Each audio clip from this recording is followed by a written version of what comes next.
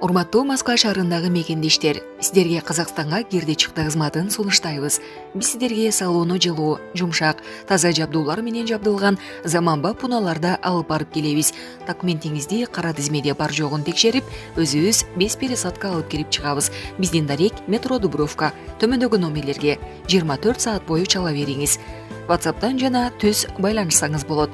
8967 236 47 85 8915 408 61 19. Шумкар мырза жооп берет. Шумкарга чалда таза кирди чыктыны колуңа ал. Орусиянын түрмөсүнөн Украинадагы согушка жөнөтүлүп, ал жакта каза болгон бир өзбек жаранынын сөөгү мекенине жеткирилди. Бул тууралуу Өзбекстандын коопсуздук кызматы 10 мартта кабарлады. Расмий маалыматка ылайык, маркум Каракалпакстан автономиялуу республикасынын 43 жаштагы тургуну болгон. Быйыл 30 январда Орусиядан Украинадагы согуш тутанган аймакка жөнөтүлгөн. Ага чейин Орусияда миграцияда жүрүп, камалган айтылат. Бирок эмне себептен түрмөгө түшкөнү тууралуу маалымат жок. Өзбекстандын атайын кызматы жарандарга кайрылып, чет өлкөдө аскерге жалданып, куралдуу жаңжалдарга катышкандарга катаал жаза каралганын эскертти. Буга чейин Азаттыктын өзбек кызматы Самарканд облусунун 2 тургуну Украинадагы согушта өлгөнүн, алардын сөөгү мекенине жеткирилгенин жазган. Андан тышкары дагы 5 өзбекстандык каза тапканы тууралуу маалыматтар бар. Бирок Ташкент расмий түрдө эч бирин бышыктаган эмес. Орусиядагы Вагнер жалданма аскер уюму абактардан согушка алып кеткен жарандардын арасында Бурбур азиялыктар да бар экенин, айрымдары каза болгонун Бурдара Азаттык жазган. Өлгөндөрдүн 6 кыргызстандык экени аныкталган. Булак Азаттык. Министрлер кабинетинин төрагасы Акылбек Жапаровдун Өзбекстанга болгон иш сапары аяктады. Бул тууралуу бүгүн 11 мартта өкмөттүн маалымат кызматынан кабарлады. Ага ылайык иш сапардын акыркы күнүндө Акылбек Жапаров жана делегация мүчөлөрү Самарканд шаарындагы САК агро күнөскана комплексин жана жашылча жемиштердин негизинде тамак-аш азыктарын чыгарган интенсивдүү багманчылык боюнча агромер кластеринин иши менен таанышты. Биле кетсек, министрлер кабинетинин башчысынын Өзбекстанга болгон иш сапары 8 мартта башталган. Сапардын алкагында ал өлкөнүн жогорку жетекчилиги менен бир катар жолугушууларды өткөрүп, анын жыйынтыгында эки тараптуу мамилелерди өнүктүрүү жана инвестицияларды тартуу боюнча 15тен ашуун документке кол коюлду. Булак Суперкежи.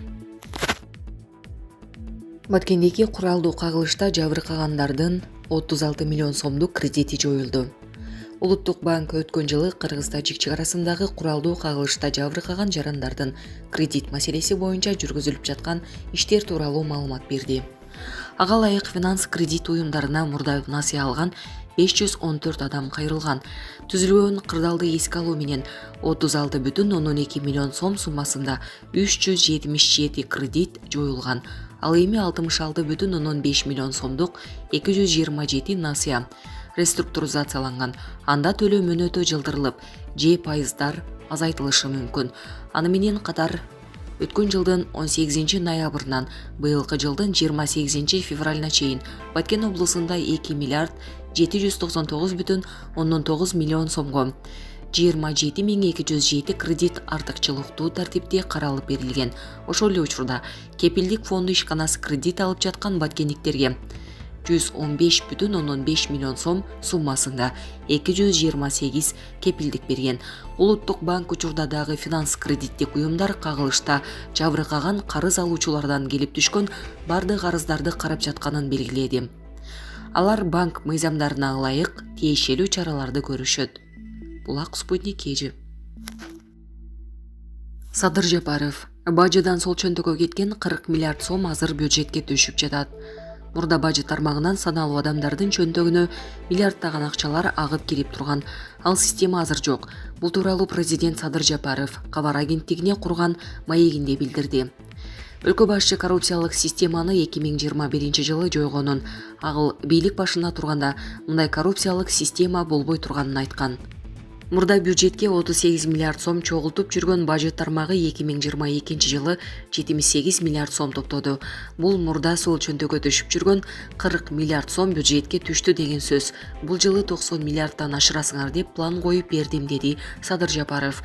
Президент коррупция толугу менен жок боло электигин, азыр майда чүйдөсү бар экендигин айтты. Пенде болгондон кийин пендечилик кылышат экен, кармалып жатышат. Урдаганын 2-3 эселеп кайтарып берип бошоп жатышат. Бара-бара майда чүйдө коррупцияны дагы жок кылабыз. Убакыт керек деп кошумчалады Жапаров. Булак Спутник кечи. Рамзан Кадыров, Москва дүйнөнүн борбору. Чеченстандын башчысы Рамзан Кадыров Москвада экенин билдирди. Бул тууралуу анын социалдык тармактагы баракчасына жарыяланды. Москва мурдагыдай эле жаркыраган жарыктары менен жалынап турат. Дүйнөнүн борбору, барыңыздардын дем алыш күнүңүздөр жакшы өтсүн деп жазган Кадыров. Видеодо Рамзан Кадыров Петр Бирдин эстелигинин терезеден көрүнүшүн көрсөткөн. Эстелик Якиманка районунда Причистенская менен Крымская жээктеринин ортосундагы аралда жайгашкан. Булак Назар Ньюс кечи. АКШнын эң ири банктарынын бири банкротко учурап жабылды. Американын 16-чы эң ири банкы болгон Silicon Valley Bank Калифорниянын финансылык коргоо жана инновация департаменти тарабынан жабылгандан кийин банкрот болду. Бул тууралуу Associated Press билдирди. Насыялык уюм стартаптарга багытталган. CVB банкроттугу 2008 жылдагы кризистен берки эң чоң банкрот болгон. Банк Вашингтон Mutual Bank кийинки АКШнын тарыхындагы экинчи рет банкрот болуп калды. Насыялык мекемедеги аманаттардын 87% камсыздандырылган эмес. Бул аманатчылардын акча каражаттарын кайтарып берүүсүн кыйындата турганы белгиленген. Өткөн жылы венчурдук фирмалардан эрте каржылангандан кийин ачыкка чыккан АКШнын технологиялык жана саламаттыкты сактоо компанияларынын дээрлик жарымы Silicon Valley банкынын кардарлары болгон. CVB азыр федералдык депозиттерди камсыздандыруу комиссиясынын көзөмөлүндө. Капиталдын калган бөлүгү аманатчыларга компенсация төлөөгө жана насыя карыздарын төлөөгө жумшалат. Булак Назар Ньюс кечи.